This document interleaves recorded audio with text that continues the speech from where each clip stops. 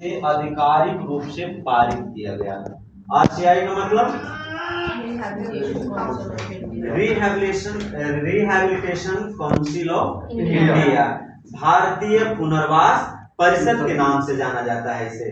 तो देखिए आरसीआई का जो आधारशिला था वो 1992 में ही किया गया। जैसे हम किसी मकान को बनाते हैं तो पहले उसकी नींव रखते हैं, उसी तरह से इसकी जो नींव रखी गई थी वो 1992 में। तो संसद के राज्यसभा और लोकसभा के दोनों सदनों द्वारा एक विधेयक एक्ट बिल पास किया गया 1992 में।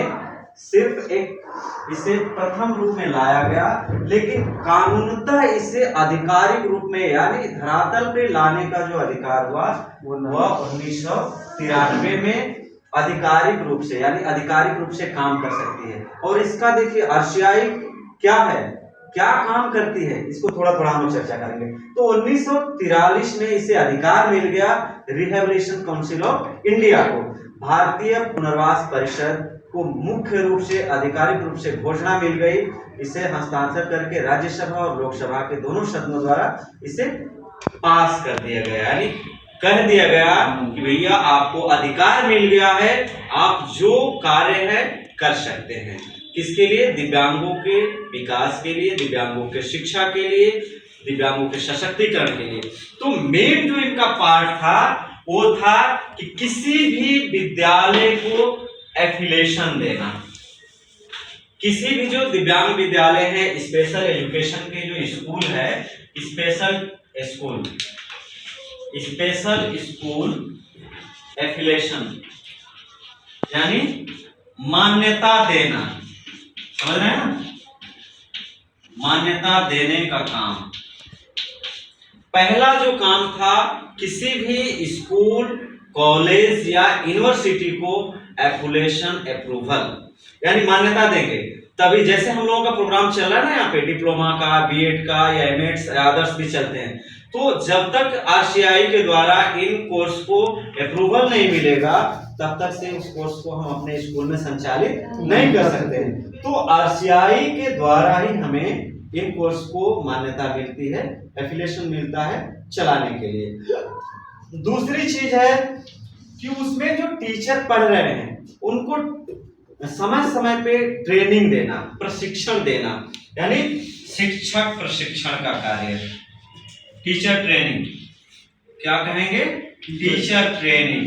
समय समय पे, चाहे वो सामान्य शिक्षा हो या दिव्यांगों की शिक्षा हो, तो उसमें शिक्षक प्रशिक्षण। ऐसा नहीं कि सिर्फ बच्चे ही पढ़ेंगे, समय समय पे शिक्षक को भी क्या करना होता है, पढ़ना पड़ता है, ताकि आने वाली चीजों को हम समझ सके, जान सके, ताकि नई चीजों को बच्चों को इस शिक्षा के माध्यम से हम दे सके। तो आने वाले समय में अभी भी शिक्षक प्रशिक्षण कार्यक्रम दिया जाता है, हम लोगों को भी ट्रेनिंग होती है।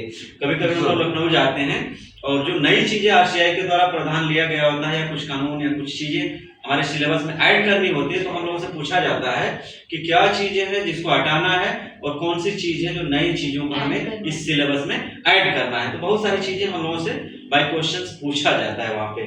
तो पहली चीज क्या थी? मान्यता देना, स्कूलों को एफिलिएशन देना। दूसरा है टीचर ट्रेनिंग, टीई। तो शिक्षक प्रशिक्षण अगर देंगे तो स्किल में डेवलपमेंट होगा, हमारा स्किल अगर डेवलपमेंट होगा तो बच्चे का स्किल भी डेवलप हो सकता है। तीसरी चीज थी जो टीएलएम्स हैं बच्चों के लिए, बहुत सारे हेयरिंग एड्स हैं या व्हील चेयर्स वगैरह हैं, तो जो क्या कह सकते हैं इसको, प्रसाधन की उपलब्धता। बच्चे जब साधन उपलब्ध रहेंगे तभी सही तरह से सीख पाएंगे। उनके लिए टीएलएम जरूरी होता है, टीचिंग लर्निंग मटेरियल। तो हमारे रिसोर्सेज में बच्चों को पढ़ने के लिए, जैसे एचआई के बच्चे हैं, आईटी के बच्चे हैं या एसडी के बच्चे हैं, तो उनके लिए कौन कौन से साधन या टूल्स चाहिए हमारे रिसोर्स रूम में अवेलेबल होने चाहिए, तभी हम बच्चों को क्या करते हैं, जब हम लेसन्स देते हैं, बच्चों को सिखाते हैं तो उनकी नीड होती है। तो इन सारी चीजों को जो है कि आरसीआई के द्वारा फुलफिल किया जाता है और सारे कार्यक्रमों को बढ़ावा दिया जाता है, समय समय पे शिक्षक प्रशिक्षण दिया जाता है, और दिव्यांगों की शिक्षा को आगे और ले जाने के लिए सबसे पहले आरसीआई के द्वारा समावेशी इंक्लूसिव एजुकेशन लाया गया था। समावेशी शिक्षा की बात की गई थी। पहले क्या था कि हमारा स्पेशल स्कूल नहीं था, तो क्या था, समावेशी विद्यालय था। और उसमें क्या होता था कि सामान्य बच्चे और दिव्यांग बच्चे दोनों तरह के बच्चे एक साथ बैठ करके एक ही टीचर के द्वारा क्या करते थे, पढ़ते थे। और समावेशी शिक्षा को महत्व इसलिए दिया गया कि जो दिव्यांग बच्चे होते हैं ये इन बच्चों के साथ रह करके कुछ लर्न करें, कुछ नई चीजों को सीख सके, है ना।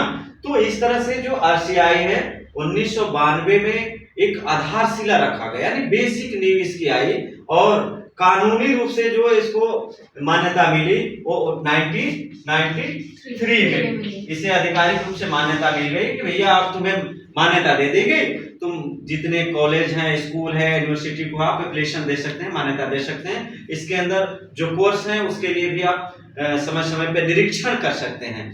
जैसे यहाँ देखते हैं ना, इंस्पेक्टर आते हैं, चेक करते हैं, जिसे अपनी भाषा में इंस्पेक्शन कहते हैं। तो समय समय पे ऑडिट होता है, इंस्पेक्शन होता है, जिसके द्वारा पता चलता है कि भाई इन संस्थाओं में किस तरह की शिक्षा, स्किल बेस्ड शिक्षा दी जा रही है कि नहीं, क्या है, शिक्षा का स्तर क्या है। तो शिक्षा के स्तर को बढ़ाने के लिए आरसीआई ने बहुत सारे कार्यक्रम, योजना, दिव्यांग बच्चों को भी आगे बढ़ाने के लिए गांव में या कई जगह पे हम लोग स्पेशल एजुकेटर के द्वारा भी समय समय पे क्या किया जाता है, कई असेसमेंट किया जाता है या उनकी जागरूकता के लिए अभियान चलाए जाते हैं, है ना। तो ये सारी चीजें जो है कि रिहैबिलिटेशन काउंसिल के द्वारा, पहला तो बच्चों के विकास के लिए, दूसरा है शिक्षक के स्किल बेस्ड ट्रेनिंग देती है, यानी शिक्षक का भी स्किल डेवलपमेंट होना चाहिए। और तीसरी चीज है, जैसे एलिम्को एक है, वहां पे जैसे बच्चों के लिए टूल्स की उपलब्धता कराई जाती है, पटना में भी है, कानपुर भी इसकी उपलब्धता है। तो इन बच्चों के लिए सामग्री की उपलब्धता आरसीआई ने कई जगह सीआरसी या अन्य चीजों को डाल रखा है, जिसके माध्यम से सामान्य रूप से सारी चीजें उपलब्ध हो जाती हैं। तो हमने आरसीआई के आधारशिला, उसकी मान्यता और क्या क्या चीजें आरसीआई के द्वारा प्रदान की जाती है, आज हम लोग इसके बारे में चर्चा किए, पढ़े और जानकारी ली।